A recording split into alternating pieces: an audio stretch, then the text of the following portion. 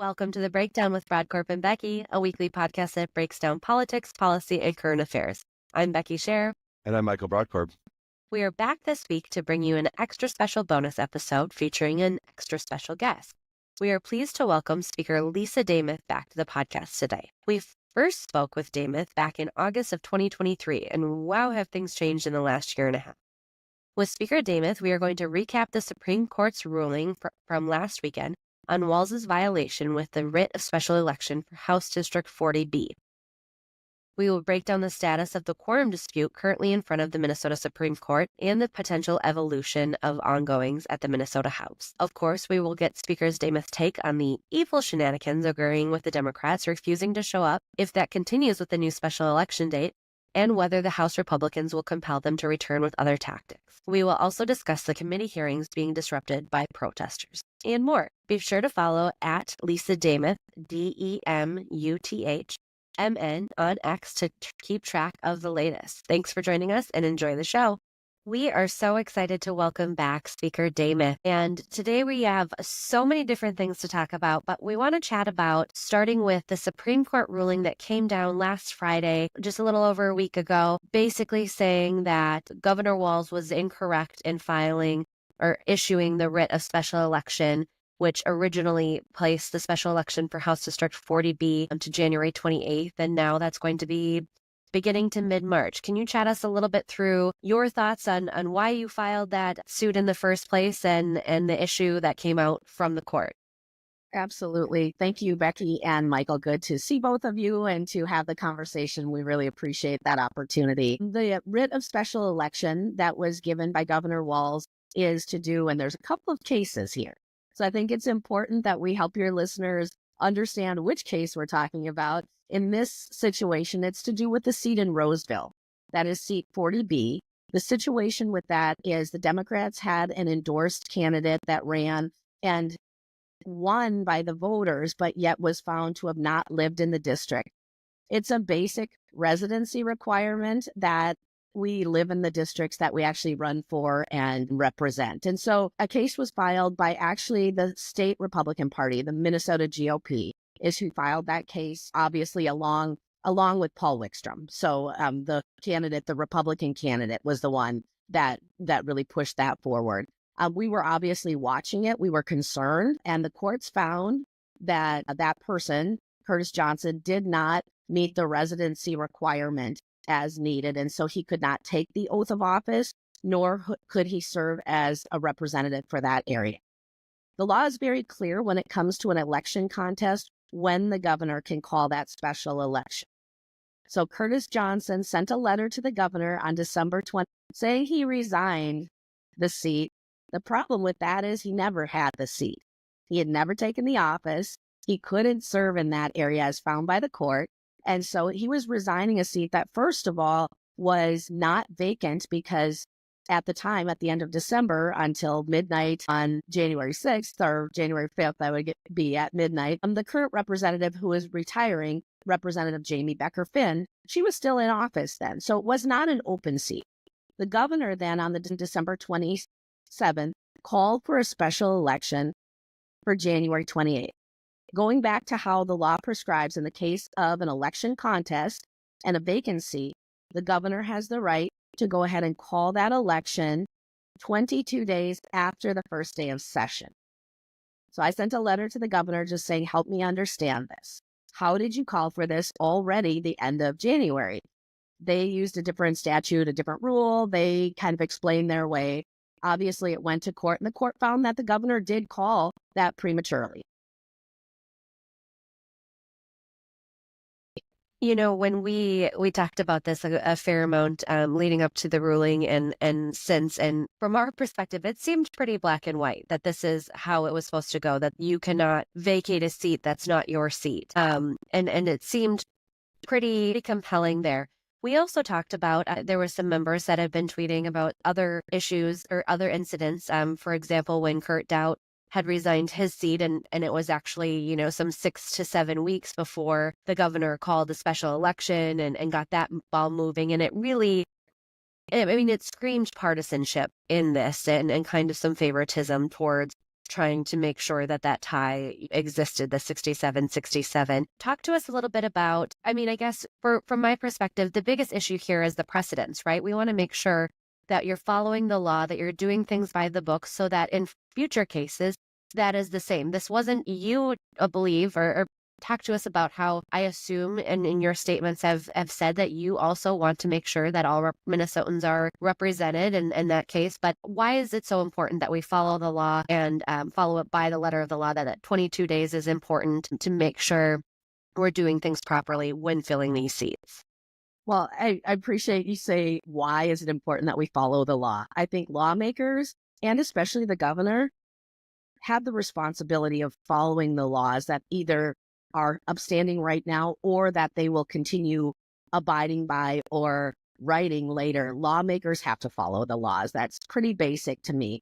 I think what the governor could have done is he could have agreed that he wanted to do it differently, but he could have recognized, cited the law, and then called for that special election, even though it would absolutely swing from a tie in the House to one seat that would be vacant at the start of session. He could have easily done that. He didn't. The courts decided that he needed to do that. So it's kind of a do-over.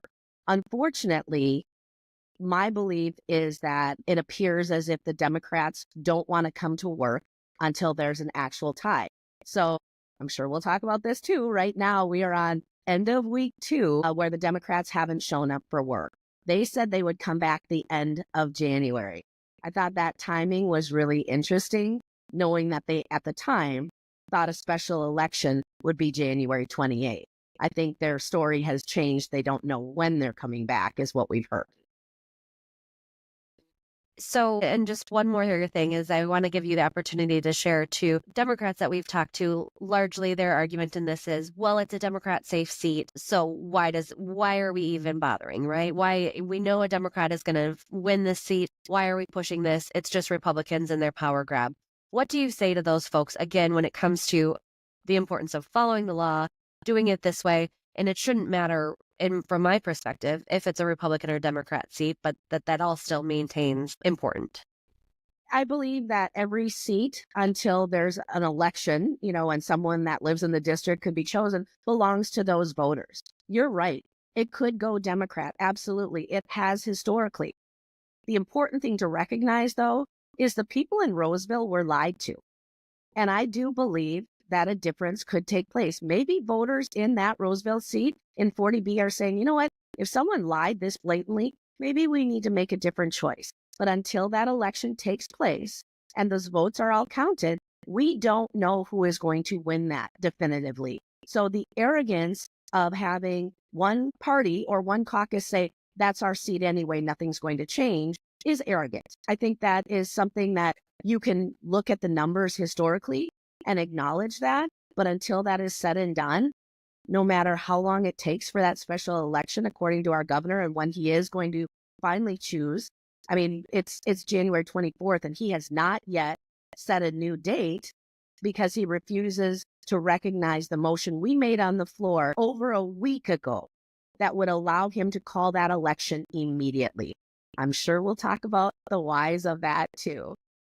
Yes, that was going to be my next question. So, from my understanding, what I've read, I'm following you all on Twitter and news stories surrounding this. House Republicans put forth a resolution that would allow the governor, if he accepted it within 5 to 7 days or something, or acknowledged it, that he would be able to move that special election date sooner. So it wouldn't be the March 5th or March 11th that we're kind of seeing tossed around. Governor Walz he kind of said at the beginning of this all, when we get into the quorum question and the other Supreme Court case going forward, basically said he's not acknowledging the House as a functioning body under the Republican rule right now. So explain that. How does that work of the resolution and basically it being ignored by the governor, who the governor and the Democrats say, we want this seat filled as soon as possible. Well, they had the opportunity and swindled that away. Yeah. And I know you've talked about this with other guests on the podcast before, but I'll kind of walk you through what the first day of session looked like. We are required to come in on the day as prescribed by law to convene the first day of the session. In this case, it was January 14th at noon. That's where we come in, we take the oath of office, and we get to work. With the tie situation, the night of the election, former Speaker, but Representative Portman and I started having conversations about a power sharing agreement. In the time of a true tie, where both Republicans and Democrats the night of the election were said to have had a tie, so 67-67, I thought that of all people, we could have done this well, the two of us working together. Opposite political sides, but yet I think we could really work together in that. The issue arose both with the Curtis Johnson seat, so a vacated seat, which meant there were only 133 election certificates on the first day of the election, or on the first day of session, instead of 134. There is another seat out there in Shakopee that there has now been a court ruling on, but was very much in question up until the first day of session. Because of that empty vacated seat right now in Roseville, until that is filled through the election process, we know that a quorum of 133 members, just simple math, eligible members, is 67. That court case is taking place right now. It has been challenged by both the Secretary of State and then 3 in the leadership team of the Democrat caucus. That's in the Supreme Court. Hearings took place on the 23rd, and we don't have an answer for that right now. That's the challenge. So when you talk about the governor saying that we're not recognized, the Democrats decided 2 days before the first day of session, literally the dark of night, behind closed locked doors without anyone knowing, all 66 eligible at that time members took the oath of office to be sworn into office. Becky and Michael, I will tell you that historically there has been a 1 or a 2 off, maybe illness or another situation where someone has taken the oath of office either early or later. So that it's not that it has never been done. What has never been done in the state of Minnesota is an entire caucus doing something like that together, coordinated, prior to the first day of session and thinking that was okay, which then gave them, in their minds, the ability to just stay back and not provide quorum. Now, 68 votes is what it takes to pass a bill. We recognize that. But when you look at the different wording, and I'm not a lawyer and the case is in court, we really felt confident and still do that a quorum is 67. We will wait for the determination by the Supreme Court to make that full decision. So with that being said, we went ahead and organized. Now, Steve Simon, our Secretary of State, is the constitutional officer that was called for to do the ceremonial start to the session. But Secretary Simon is not a part of the House of Representatives. He formerly was, but he's not there. He's on the executive branch. And so he met with us, and I have a lot of respect for the work he does. I don't agree with the decision he made, but I do have respect for the office that he holds. So we had a very transparent conversation, not quite a week, just the week before we were sworn in. And when I asked, and when he was asked, will you be recognizing, because he can't make a motion and choose to reconvene, he isn't a part of the body. I said, how will that work? How do we make a motion or ask, a parliamentary inquiry, just the basic things that we could do as members of the body. He let us know very clearly he would not be recognizing any member of the House of Representatives. That's a problem. That is an absolute problem right there. And so we went ahead and in the absence of the Secretary of State, the oldest member serving in your caucus can go ahead and continue the proceedings. That had not been done in that way before, but it's clearly laid out in the Constitution and how that works. And so that's why we were able to move through, get the work started, all the while Democrats for 2 weeks have not shown up to work. Now, they claim they're working in their district, but they're not showing up for work.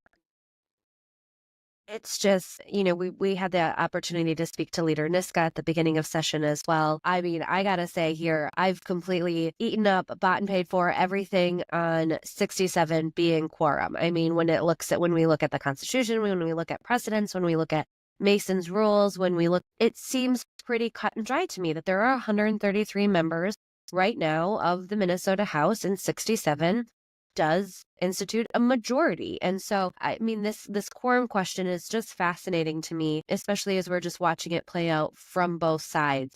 We know that oral arguments were heard just yesterday at the Supreme Court, and we could get, do you know more about timing? I've read that we could hear even as soon as today on what that is, but hopefully sooner than later, as we all want the Democrats to get back to work as well. Yeah, and we don't know an exact timing of when the Supreme Court is going to come out with their ruling. Hopefully soon, and they understand the timing of what we're working under. We don't know how that will go. There's multiple ways they could rule on it. It's something that has never been challenged before. The other thing is this does set a new precedent in the legislature, and I won't speak to that now because we don't know where it's going to land. Even to have the two suits that were brought forward the first one was brought by Secretary Simon the night that we were sworn in. And what I've said all along is at any point in time, our Democrat colleagues can join us.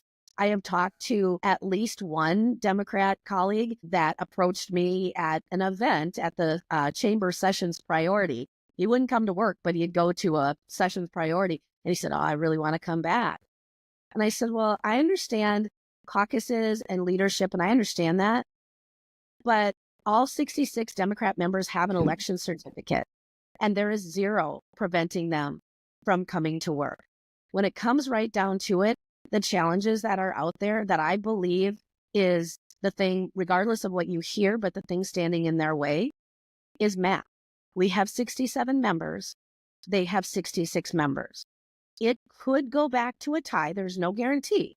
It could go back to a tie. And I have been very clear with Representative Portman to say, if it goes back to a tie, I would like to have those continued power sharing agreement conversations.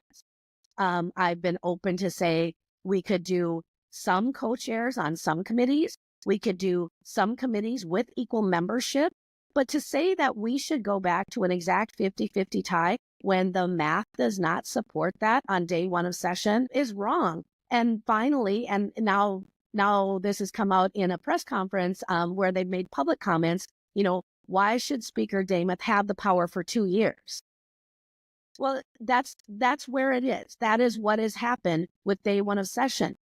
As I've been thinking about that, I really wonder if they doubt the fact that I would be fair in my speakership over 2 years to them.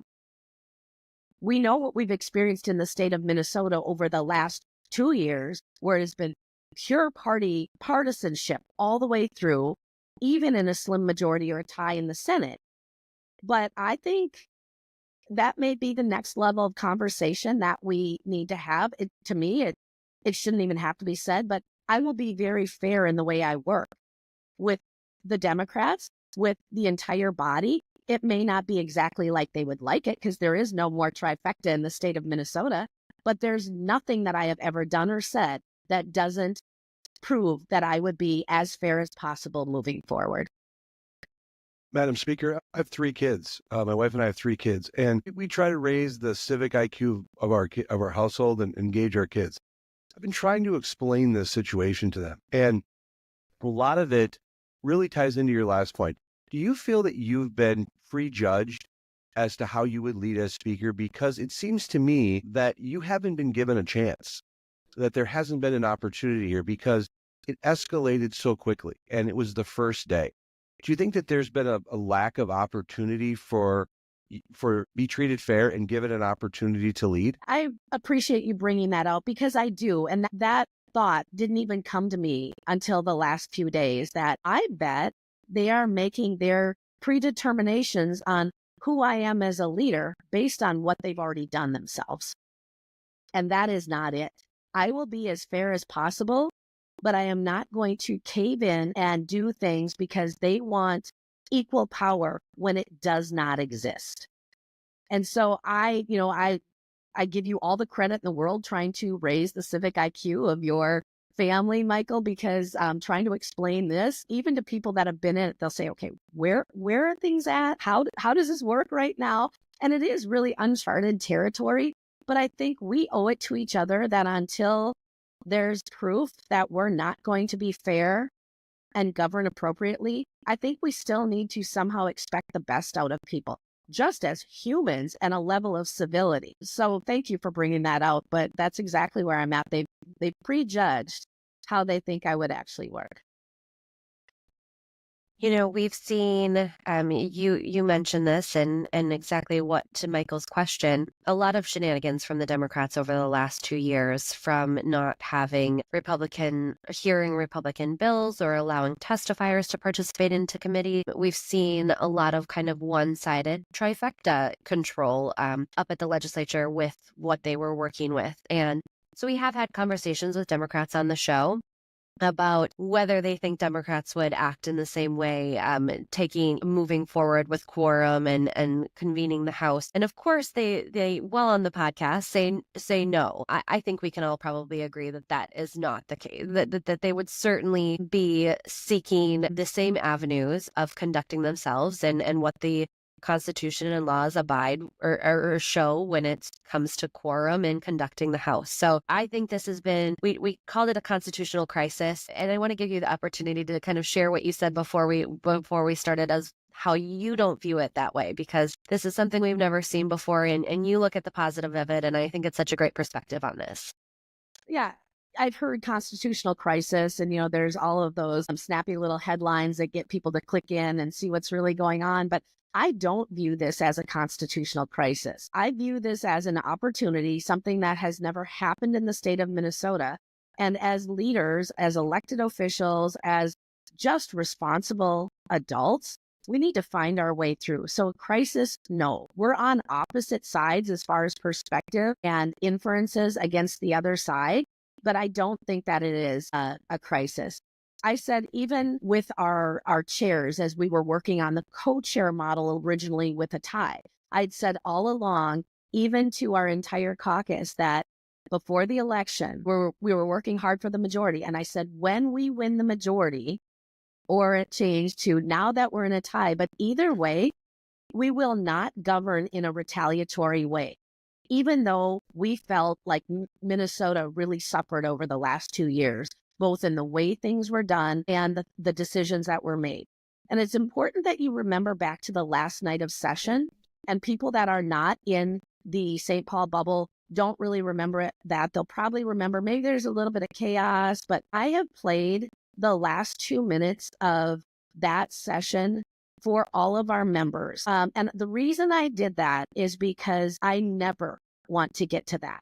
That was an absolute disrespect to the institution of the House of Representatives to watch a leader push through partisan priorities, ignore the voice of the minority, and do what was done that night and ignored everything to get their things over. Leaders and the majority have the responsibility of calendar and agenda management.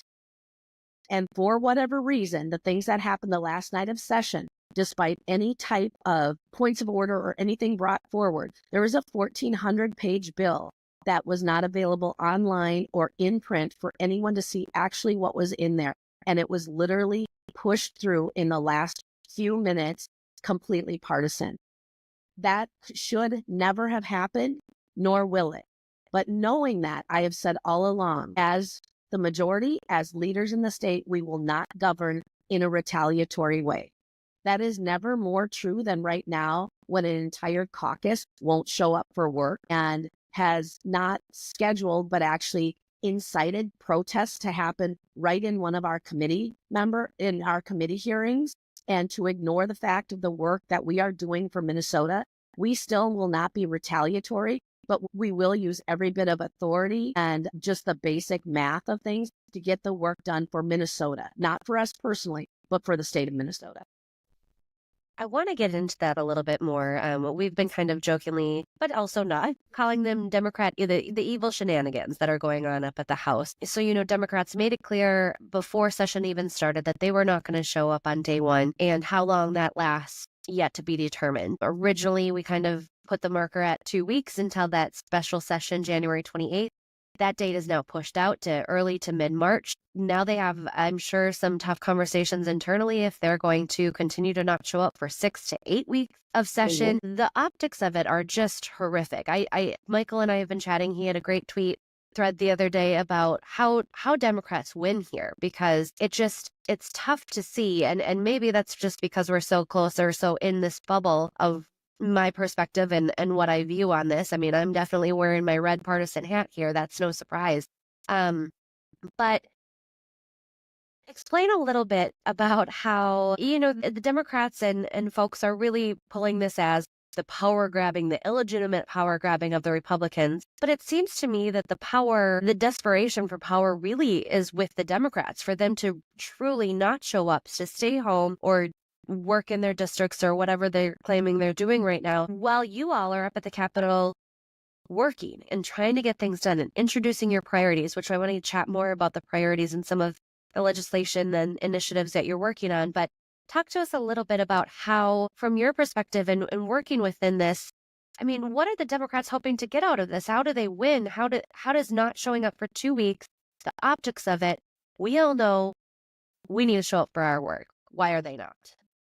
And I think that's such an important piece too, that even if you don't like how things are going at your job, whatever that is, you don't usually have the option not to show up. They used it as the idea of almost like a strike or a protest or something like that. Use whatever words you want, but you are disenfranchising every one of your constituents. I don't think there's a single person that voted on election day, Republican or Democrat, that said, you know what, if things don't go exactly how you want it, just stay home. Maybe you'll get some attention that way. That's a problem. That is not a responsible way to work out differences. It is just absolutely irresponsible when I think about it. Anything that we are hearing, there are a handful of people saying, Republicans, you should do whatever you can to get Democrats back in the chamber. Well, we're not preventing them from being in the chamber. They're making a choice. But we have heard like multiple times over the few that kind of come at us from all over the state. I'm a Democrat, but yet I don't agree with what they're doing. I'm a Democrat. They need to get back to work. We're embarrassed by this behavior. There's been some, I'll always vote Democrat, but I don't agree with this. Overwhelmingly, that's what we're hearing. How do they come back from this? I think it's a PR nightmare personally, but I don't know how they come back. But Republicans are there every day doing the work that people have sent us to do. And we're not doing heavy partisan things. It'd be one thing if we were just slamming through everything like super far, right? We are doing the work that we would have done in the majority or even in a tie. We are looking at ending fraud in Minnesota that has been so rampant and has gone unchecked for years. So we have a committee, that's the Fraud and Agency Oversight Committee. We want to make sure that we are addressing issues of known fraud and changing that going forward, not allowing it to grow in. That's not partisan. That is just the common sense things to do. We're also looking at our educational outcomes. Only half of our kids can read at grade level. Yet there's been a lot of mandates that have been put on our schools that are really tying their hands as far as their budgeting. And so we want to make sure that we are raising up the standards for education while allowing schools to do what they need to do to have better outcomes for their kids. Our energy costs are increasing in the state of Minnesota. And with the 2040 plan, we know that reliability is in question. So one of the main things we want to do is go ahead and lift the nuclear moratorium. We don't want to say that it has to be. We just want that discussion to go forward where there's been limited ability for that. We want to make sure that our communities are safe. All of those things that we're hearing from Minnesota are the bills that we are working on that move through the committee process and will eventually make their way to the House floor. That's what we're doing every day in committee. On the floor right now, there's not a lot to do. Bill introductions, kind of those basic things that need to happen, but there haven't been any bill hearings yet on the House floor. Madam Speaker, I've been around a number of years and have seen a lot of things at the state capitol. One of my children, my daughter, participated in the youth and government program that was recently at the state capitol. And so she got to be up front and see from her perspective how the wheels of government turn. There was an incident this past week in a committee hearing that I want to talk with you about. It was very, very disturbing to watch. And I'd like to just set the table for a second that there are meetings, there are legislative hearings going on. And I believe it was the Public Safety Committee. There were protesters that showed up to that hearing. Those protesters were aggressive. They were loud. They were very much in the face of legislators who were there working, staff, people that were testifying. It is without a doubt And I've seen a lot at the state capitol. I've seen protests I've seen out. I worked at the state capitol in 99 or 2000 when there was a Klan rally, a Ku Klux Klan rally that was there, and Republicans and Democrats got together to speak against that. The level of vitriol and almost violence that occurred earlier this week, I think needs to be talked about more. And part of the reason I'm so frustrated about it is because what the members and the staff and the public experienced in that hearing. Number two, I think there's been a lack of coverage about it. And I'm struggling with the reason there's not more media coverage is because what was the political affiliation of the protesters and who were they protesting? But it was concerning. It was scary. I wasn't there, but I saw it. It is without a doubt probably the closest I've seen to violence inside the state capitol in a legislative hearing. And I want to know what needs to be done, first of all, to make sure whatever happens independent of any court filings or Supreme Court orders, how are your members staying safe? And number two, what can be done to prevent that from happening again? Because that was incredibly ugly and unsafe. Yep. And thanks for bringing that up. That protest that occurred in public safety was concerning, as you mentioned, Michael, with the proximity that the protesters had without immediate interference from law enforcement up that close to our members and our staff. And it's important to recognize that we are doing the work for the people. And so there are going to be people that are both for and opposed to what we do. That is how this process works. I never want to shut down First Amendment rights. I want to make sure that people can come in and express themselves. But we are doing official business there.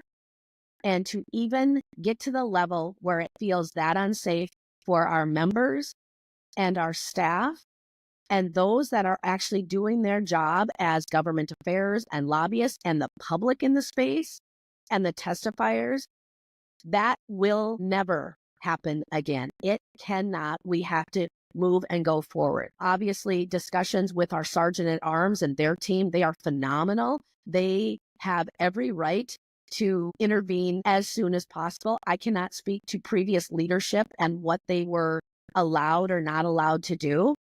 But under my leadership, the sergeant at arms and their incredibly professional team will be very much in close proximity to shut things down in a safe and respectful way to maintain decorum. The state patrol obviously is there, depending on the clip you saw, multiple law enforcement were there. It was public safety. MPPOA was actually testifying in the moment. So people were in that room and it was incredibly concerning. More concerning than that is those protesters were not there about public safety. They were basically screaming the same Democrat talking points about quorum and what we were doing as work. That is incredibly concerning because that was not an attack against just a topic that was being brought up. It was against all Republicans doing the work of the people, is what was being said. Now, there were Democrat representatives that, although they said they didn't make it happen, basically, they talked about the protest and coming against Republicans in a way that it's not hard to draw the lines together. Immediately when I saw it, and as I met with the committee after, I met with staff, I made sure that members and staff were okay with that. After the fact, obviously plans going forward, reiterating the plans we have in place. When our committee did leave the space, we were not retreating in any way. That room needed to be cleared and those people cannot go back in.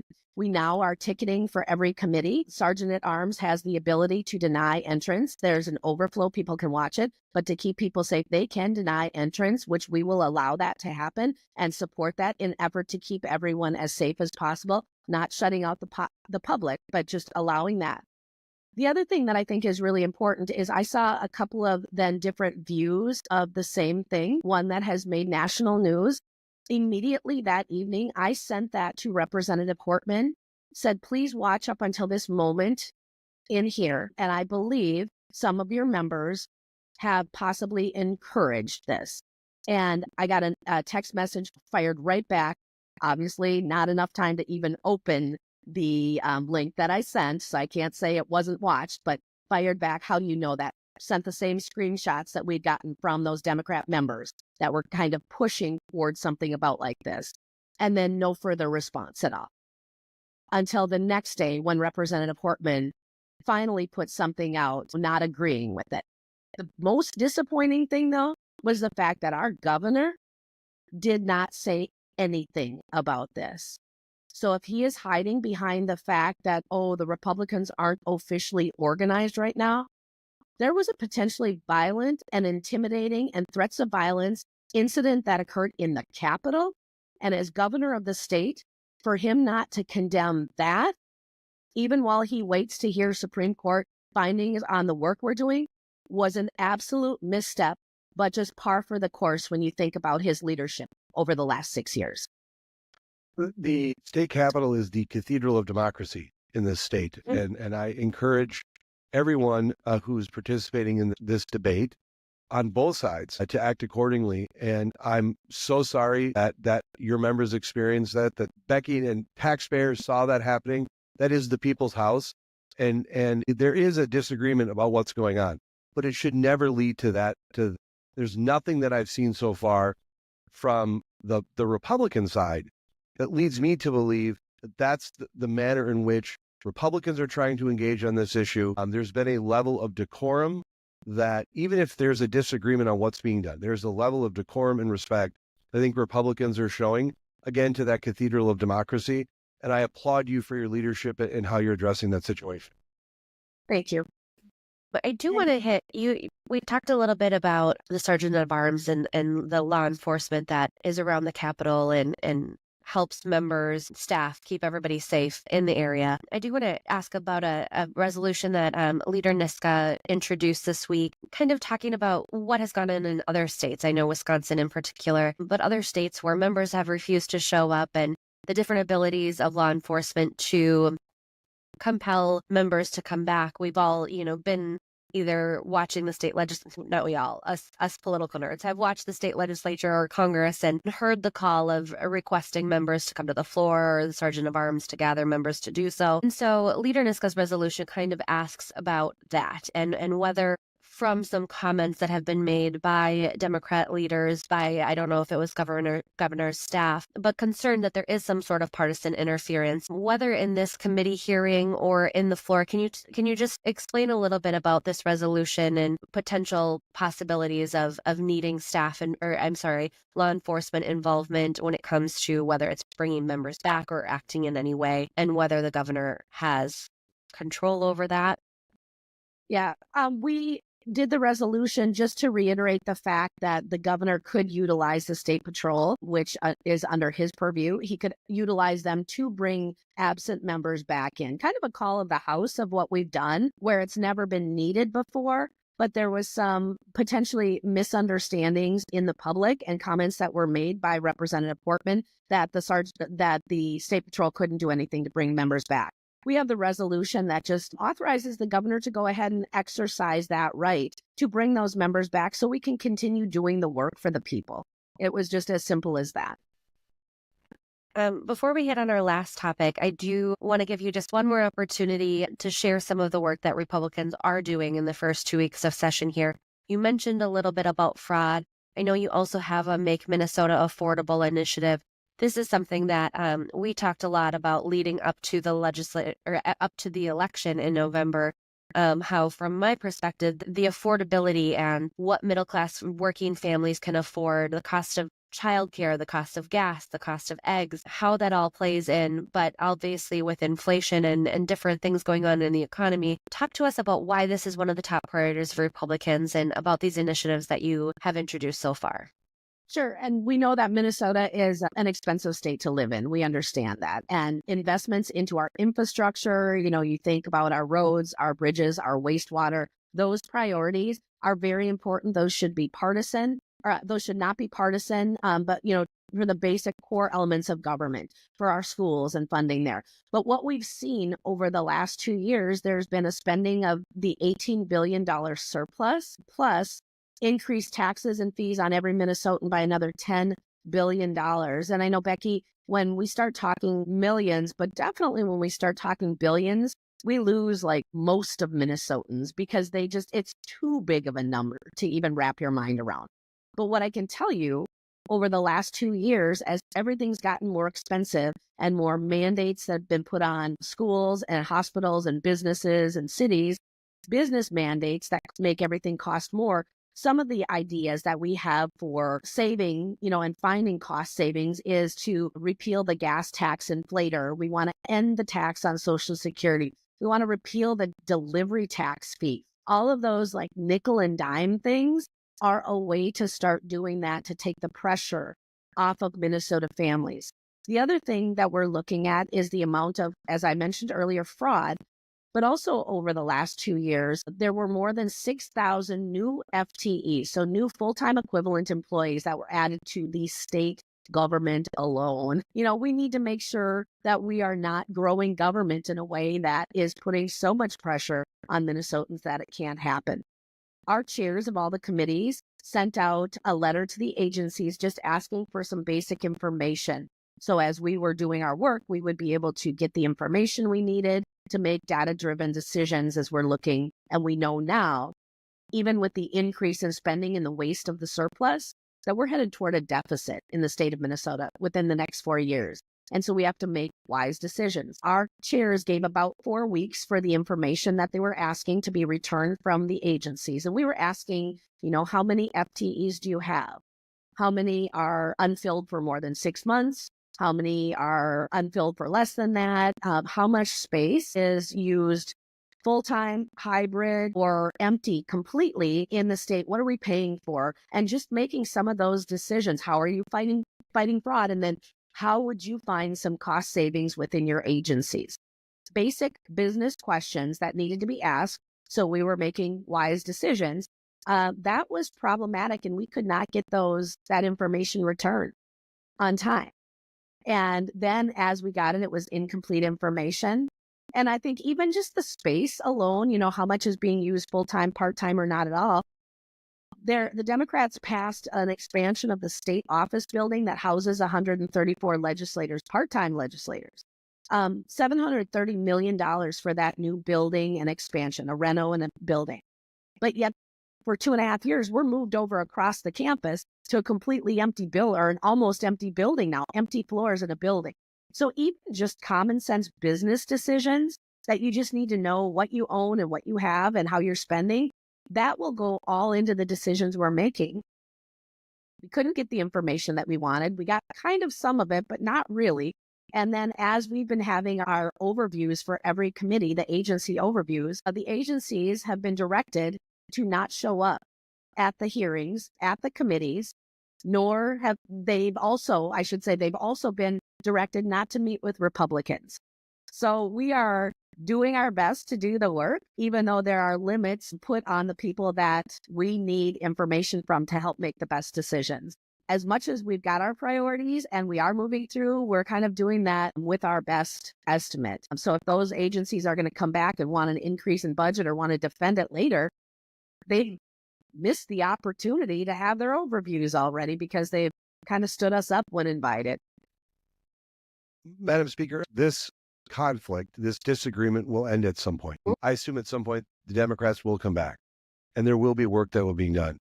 Think ahead to the end of the session and when this is all resolved.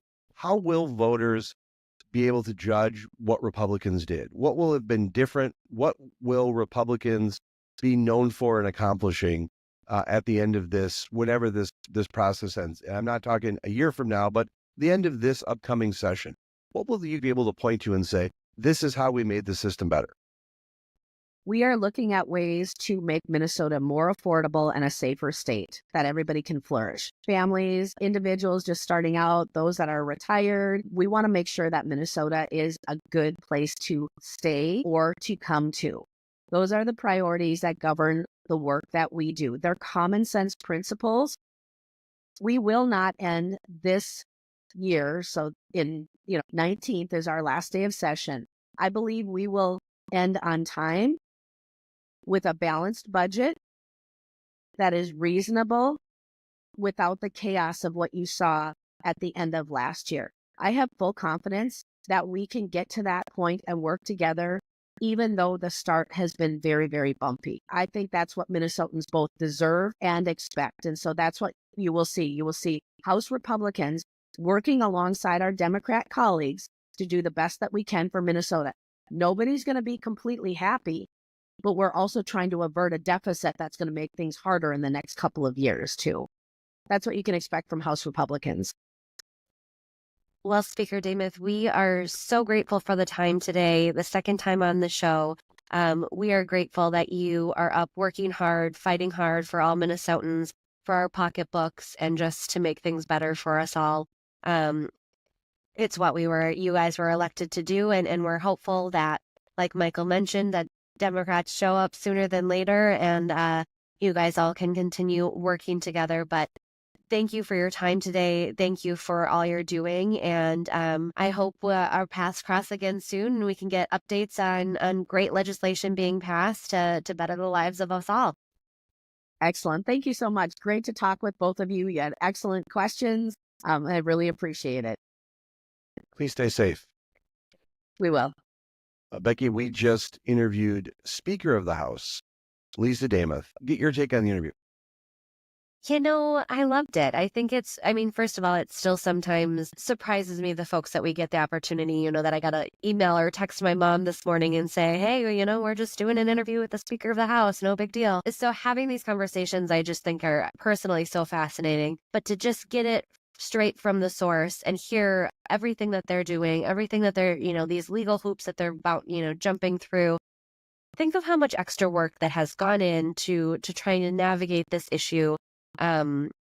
Simply because, some of the shenanigans that have been going on, all while hand in hand working on their initiatives and on things to reduce fraud and rein in spending and find ways to cut taxes. It's a lot. And Speaker Demuth giving us almost an hour here is just incredible to help share with our listeners and us what they've been doing, what they're working on, and what they hope for. I want to get your perspective on something that I observed during the interview, but it kind of reframed some of my thinking. Her brand and her role and how I think she's led during this, I think has been underreported.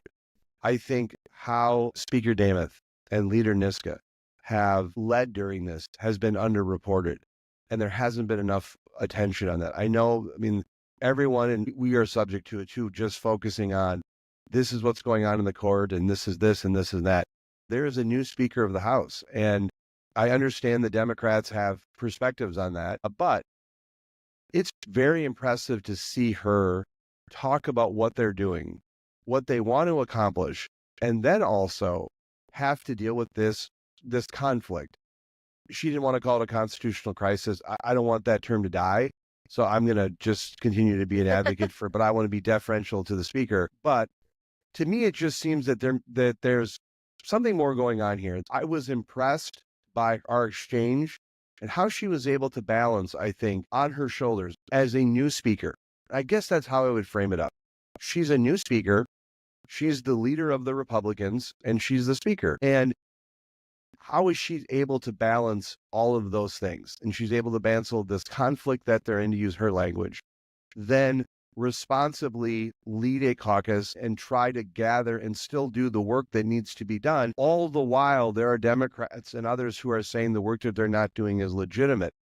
A part of me now thinks that her leadership style is not been reported enough, and I thought it was incredibly interesting, and I was really surprised by her kind of just leaning into very strongly. We're not going to govern like the Democrats.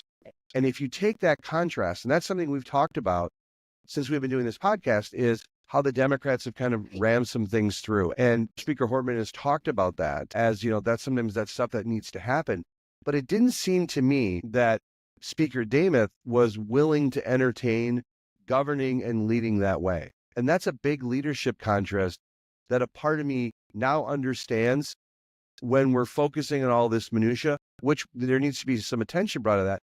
What's not getting enough light shined on it is the manner in which Speaker Demuth wants to lead in her role as Speaker of the House. I thought your question on that about her being prejudged was great, and to give her that opportunity to talk about that, because I completely agree, and it's not something I think that that has gotten enough attention, because so much of it, I mean, and you hear it in so many different, it's like a coping mechanism, right? For folks to be defensive because you have all of these issues within yourself that you're projecting onto others. And she, I feel like, has proven herself so far. And to be perfectly honest, this is where some of my confusion about the Democrats' tactics really come from, because ultimately 60, even Demuth had said this, Leader Niska had said this, 68 votes are still needed to pass legislation. So even with her as Speaker of the House, it's not like she, even if she wanted to, could ram anything through, right? The Republicans don't have 68 members. They have 67. I believe that's quorum. They believe that's quorum. That's an argument that will be settled soon enough. But she's conducting herself, and so I understand the fear from the Democrats of not wanting to see this power, and I understand some of that. But from my perspective, it's so hard to kind of wrap my head around where that misses of being fearful that the Republicans are going to act like the Democrats did the last session when they don't have that capability to even do so, because they don't have the 68. And so it is really unfortunate that she is being prejudged. I think that, this interview and others we have seen from her over the last 2 weeks, hopefully will carry on as what her legacy is, and what she's able to do as Speaker for the next 2 years, which I firmly believe will stand up and be the case. But we'll find out more. But it was, it gives me the warm and fuzzies that I love to have from some politicians, of truly believing and understanding their will to do better and to do those things that they're projecting, to eliminate the fraud and to reduce costs and to have a better path forward, and working with Democrats, Republicans alike for the betterment of our country, or of our state. I bought it. I hope our listeners did. She seems very compelling and passionate and sincere and genuine in that quest. And mad props to her. I'm so glad that she's the Speaker and the leader of the Republican caucus, and hopefully maintains that for the Minnesota House. One question for you, but I want to say something. I think one of the things that we do really well in this podcast is try to bring out the best in people. We had the opportunity to speak with Representative Tapke. Got a lot of compliments on that interview. I was very proud of it. And an opportunity to connect with him and hear his perspective. I think that what we try to do in this podcast is bring out the best in people and have thoughtful conversations. And we do that with Democrats and Republicans. And I think that we hit the mark on that interview with Speaker Demuth, because there's a lot that I saw and heard from her that has really reframed my thinking on what this fight may be about. And I think it will for some of our listeners. I have a question for you, because you're the smartest of us currently on this podcast. Well, you're the smartest. You know what I'm trying to say. You're smarter than me. I put out a tweet that was a thread, and I'd like to get your perspective on it. How do you think the Democrats win? And let me just frame this out again. I understand that there's differing opinions on this quorum, on this debate. But I look at it from the perspective of how kind of you and I have looked at it, which is it's the empty seats that's not showing up to work. So independent of any court order that comes out, Supreme Court or something else, the Democrats still have to show up, and they're not doing that. And so at some point, and I'd be curious to your perspective, haven't they set up a scenario almost like it's a no-win situation for them? I'm trying to struggle to figure out, okay, so at the end of the day, you have to show up and go to the legislature and do things, which people expect you to do to begin with. And I'm not trying to be a partisan, but I'm just trying to understand kind of the PR strategy of it. Can you maybe dumb it down for me and explain it to me? I wish I could, but I am right there with you. Truly, other than them really banking on that Governor Walz writ of special election was valid and they won that court case, and Secretary of State Steve Simon's quorum lawsuit is valid and they win that. Even with that, the optics of the first 2 weeks to me is a loss. I don't know how you come back from that, because those video footage on the news and what we see in the papers, the photos that are going to be on the mailers and in the graphics hitting text messages in 2026, I just don't know how you come back from that. And now I feel like they must have been completely banking on this fact that it would be 2 week maximum that it would be back by the end of January. Because now where does that line move for them? Where does the end of them not showing up happen? Because now from what I've seen Leader Demuth, I think, had said something like March 5th. I think Leader Hortman has said something like March 11th. So at the earliest, we're another, what is that, 5-6 weeks from today, 6 to 8 weeks from the start of session is the earliest that B seat will be filled. They cannot very well be planning to stay away for 6 to 8 weeks, can they? I mean, that just seems, the 2 weeks to me is hard to fathom. But that long? I mean, there's only so many coffees you can have in your district and meetings you can have without being able to, the optics are so poor. It's not looking great. I've seen some members posting even videos of their Zoom meetings or whatever they're holding, and then others showing that it's agencies and just their staff. It's not actually constituents. At the end of the day, however you want to regard voters are smart enough to know that showing up for 2 to 6 to 8 weeks, not showing up for that period of time is completely unacceptable to be getting paid the same thing. We're not a full-time, this is not a year-round job. I mean, yes, they do work year-round. I don't want to take that away from them, but this is a session, is a finite number of days that they are supposed to be conducting business. And while I applaud Speaker Demuth's optimism that they'll still be done by the middle of May or end of May when session ends, I have a hard time believing that they're going to be able to get this all done because the Democrats are doing this. Special session is extremely expensive, and I've been at the Capitol in special sessions. It's something like, $30,000 a day or a week, or, I mean, the amount of extra taxpayer dollars that are going to be required to be spent simply to get their actual work done because they didn't show up when they were supposed to. I don't see the win. And I have yet to see an argument other than them just pushing back on the Republicans. I really, truly have yet to see anything that shows that anything in this could be a win for the Democrats. Well, if you're smarter than Becky and I doubt that you're smarter than Becky, but if you are, drop us a note and explain to us what you think a win is here, because we're both struggling to figure out. Becky, I wasn't expecting to see you so soon. We are back with an update to our bonus episode. So this will be a bonus episode. I just want to take a few minutes to explain the breaking news, which happened after we recorded our interview with Speaker Demuth, and our analysis was that the Minnesota Supreme Court ruled that quorum is in fact 68. Your perspective, Becky. I think we kind of hit on a lot of it. I'm certainly disappointed with it. I thought that the Republicans' arguments were sound, that according to how it was written, how it was interpreted with Mason's rules and the Constitution, that of the 133 elected members of the Minnesota House currently, 67 did constitute a quorum. I mean, I certainly think it's something that needed to be laid out and detailed and defined further. It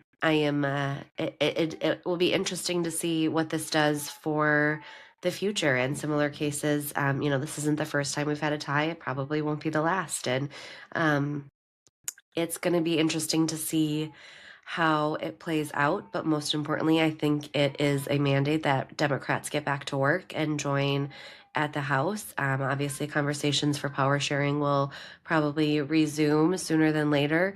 And I don't think the Democrats have any excuse to stay home any further. Do you think that, because that's the challenge we discussed in the last episode, in our episode that we recorded this morning before this breaking news, was that a win here, if they got to 68, they're going to have to go back to work. And so do you think that this speeds up the likelihood of them going back to the legislature? Yeah, I mean, they have no excuse not to. Obviously, I think they'll probably still drag their feet and say that they need to figure out how the House is going to proceed with who has the gavel, who starts the day, who calls on members, who that person is, whether that is Speaker Demuth, whether that's Leader Hortman, whether they're up there holding hands doing it together, yet to be determined. But I think it would not surprise me if over the weekend those conversations are being had and figuring out a path forward, because it's been, a long while so far that the Democrats have not been participating in the conversations and pushing forward and doing what the people asked them to do. And so I think they need to really get to work and get to work fast here. Well, one point I want to make before we end this updated bonus episode is it's interesting, while the court has ruled that there is 68, they have not, the court has not made a determination that's going to require them to go back and work on a power share agreement. And so the bottom line is what we said earlier today was if they get the 68, they still have to show up at some point. I want, before we close out here, I'm curious about your perspective, because we did talk a little bit at the end about what a win looks like for the Democrats. Obviously, we're going to be seeing a lot of statements and tweets from Democrats, the House DFL members, and the likes, heralding this as a victory, as a win. But what does that look like from as they move forward and talk about the last 2 weeks? How do they really hold this up and say, we won? It's tough because, again, so they got a ruling on the 68. I don't know what the implications are. I don't know if that means that if quorum is 68, that means nothing they've done so far has, I think that counts. And so they have to start all over again. The question is, do they start now or do they start in March? We interviewed the Speaker of the House. I stand by my position that she's the Speaker of the House because the Republicans are in control right now based on the numbers and where they're at. The win today for the Democrats was 68 for a quorum. But as of right now, Republicans still have a mathematical advantage, 67 over 66. And so I don't think that there's any question that Speaker Demuth will continue to be Speaker in some capacity. The question is on the length of time. But again, it wasn't like the court said, okay, there was a power sharing agreement and you guys must work together. They're just saying that quorum is 68. And at the end of the day, the Democrats still have to come into the chamber. And I'm struggling still to understand how they define a win when they still have to show up and work with Republicans, and Republicans have been willing to be there. So I'm going to be curious to see about the spin. I think we're going to have a lot to talk about next week when we do an updated episode. But I'm really glad we had the opportunity to speak with Speaker Demuth this morning, provide our context, and then take a couple minutes to update, because this is going to be a great episode and we'll learn more for next week. Absolutely. We'll be back with all the updates from over the weekend, and I'll be paying attention and watching that Twitter feed and the news to see what happens and when it happens. Becky, I want to thank you for doing this extra episode, and we want to thank all of our listeners for their attention and following us on these issues, and we want to thank them for listening to this latest episode of The Breakdown with Brodkorb and Becky. Before you go, show some love for your favorite podcast by leaving us a review on Apple Podcasts or on the platform where you listen. You can also leave a review and follow us across all social media platforms at BBBreakPod. The Breakdown with Brodkorb and Becky will return next week. Thank you so much. Have a great weekend. Bye.